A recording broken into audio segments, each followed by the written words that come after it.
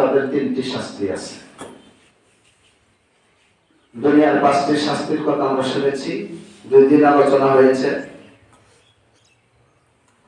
তার ভিতরে দুনিয়ার একটা সবচেয়ে মারাত্মক শাস্তি ছিল, শাস্তির কথা আলোচনা হয়েছিল যে বেনামাজির পক্ষ হইতে যে নামাজ পড়ে না, সেই বেনামাজির জন্য কেউ যদি দোয়া করে, সেই দোয়াও আল্লাহর দরবারে কবুল হয় না। নিজের দোয়া তো হবেই না, অন্য কেউ যদিও দোয়া করে তার জন্য, তার দোয়া আল্লাহর দরবারে কবুল হয় না।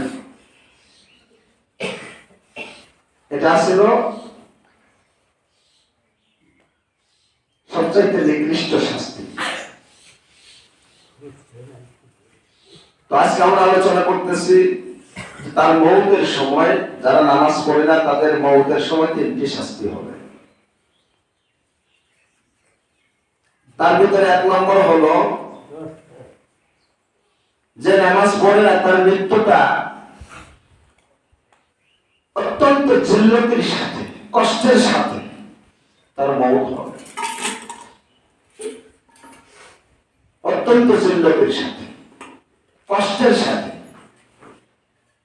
তার মওত হবে। এখন কষ্টের কথা, এই জিল্লতির কথা বোঝাইতে গেলে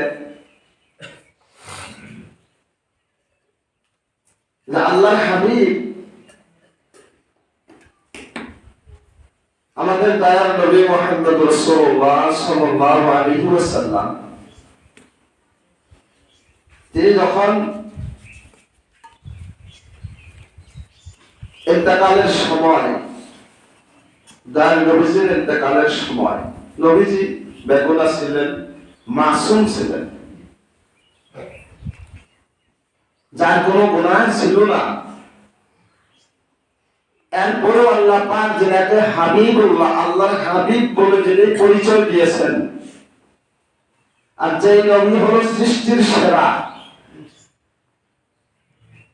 আল্লাহ রাব্বুল ইজ্জত ওই নবীকে যদি সৃষ্টি না করত, লাউলাকা লামা খলাকতুল আফলাক, আল্লাহ বলেন আমি আমার হাবিব মুহাম্মদ রাসূলুল্লাহ সাল্লাল্লাহু আলাইহি ওয়াসাল্লামকে যদি সৃষ্টি না করতাম, তাহলে 18,000 মাখলুকাত, কুল্লু কায়নাত, যত কিছু আছে আল্লাহর সৃষ্টি, সমস্ত সৃষ্টির ভিতরে এক বিন্দু পরিমাণ সৃষ্টি আল্লাহ সৃষ্টি করত না।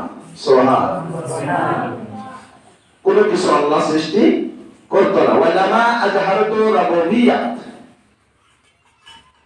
আল্লাহ আরো বলেন যে আমি যে রব, আমি যে খোদা, আমার খোদাই, আমার রবুবিয়ত, আমার বাদশাহী আমি আল্লাহ জাহির করতাম না। আমার হাবিবই যদি না হইতো, আমি আল্লাহর রবুবিয়ত, আমি আল্লাহর বাদশাহী আমি কোন সময় প্রকাশ করতাম না, কেউ জানতো না। যিনি হলো আল্লাহর হাবিব, যিনাকে রাহমাতুল লিল আলামিন খেতাব দিয়েছেন, আল্লাহর নিজের টাইটেল হলো রব্বুল আলামিন, আর আল্লাহ রাসূলের টাইটেল দিয়েছেন রাহমাতুল লিল আলামিন।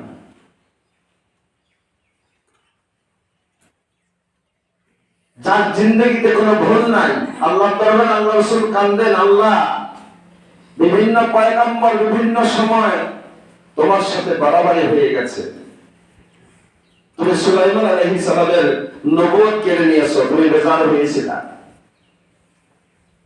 দাউদ আলাইহিস সালামের নবুয়ত কেড়ে নিয়েছিলা, তুমি বেজার হয়েছিলা।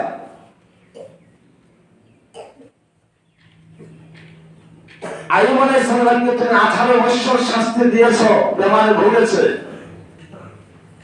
আল্লাহ যদি আমার এরকম কোনো কিছু হয়ে যায়, আমার দ্বারা যদি কোনো ভুল হয়, বা আমার যদি কোনো ভুল আছে, আল্লাহ বলে বন্ধু আপনার তো কোনো ভুল নাই, আপনার কোনো ভুল নাই, আপনার দ্বারা কোনো ভুল হয় নাই, তবু যদি আপনার সন্দেহ হয় যে আপনার দ্বারা কোনো ভুল হইতে পারে, এমন সন্দেহ যদি আপনার অন্তরের ভিতরে জাগে, আল্লাহ আল্লাহ বলেন, হে বন্ধু, আপনার এরকম সন্দেহ থেকে আমি আল্লাহ আপনাকে মাফ করে দিয়েছি। এরকম সন্দেহ থেকেও আমি আল্লাহ আপনাকে মাফ করে দিয়েছি। আপনি এরকম কোনো সন্দেহ করবেন না যে আপনার দ্বারা কোনো ভুল হইতে পারে। কথা বলার উদ্দেশ্য যে এমন নবী, এমন আল্লাহর বন্ধু, এমন আল্লাহর হাবিব, আর যিনার হাতে থাকবে জান্নাতের চাবি কাল হাসরের ময়দানে, তত আল্লাহ রাসূল সুপারিশ না করা পর্যন্ত, হাসরের ময়দানে উদ্ঘাটন না করা পর্যন্ত হাসরের ময়দানে বিচার কার্য আরম্ভ হবে না। আল্লাহ হাবিব জান্নাতে ঢোকা পর্যন্ত, জান্নাতের দরজা না খোলা পর্যন্ত অন্য কোন পয়গম্বর, কোন পয়গম্বর জান্নাতে যাইতে পারবে না। সুবহানাল্লাহ। আর সেই নবী, আখিরি নবী, দয়ার নবী মুহাম্মদ রাসূলুল্লাহ সাল্লাল্লাহু আলাইহি সাল্লামের ইন্তেকালের সময় হযরত মালিকুল মউত আজরাইল আলাইহিস সালাম আসলেন, সালাম দিলেন। সালাম দেওয়ার পর আল্লাহ রাসূল জিজ্ঞাসা করলেন যে, আজরাইল, আপনি কেন আসলেন? আপনি ঘুরতে আসছেন, বেড়াইতে আসছেন, না কোনো কাজের জন্য আসছিলেন? আজরাইল জবাব দিলেন, ইয়া রাসূলুল্লাহ, আসছিলাম তো আপনার জাকাতদানি করতে, আপনার রূহ কবজ করতে। তবে আপনি যদি অনুমতি দেন, আল্লাহ বলেছে, হে আজরাইল, আমার বন্ধুর কাছে তুমি যাবা, কিন্তু আমার বন্ধু যদি অনুমতি দেয়, পারমিশন দেয়, তাহলে তুমি জাকাতদানি করবা। আর যদি পারমিশন না দেয়, তাহলে তোমার হাত কি তোমার বন্ধুর শরীরে লাগাইতে পারবা না। সুবহানাল্লাহ।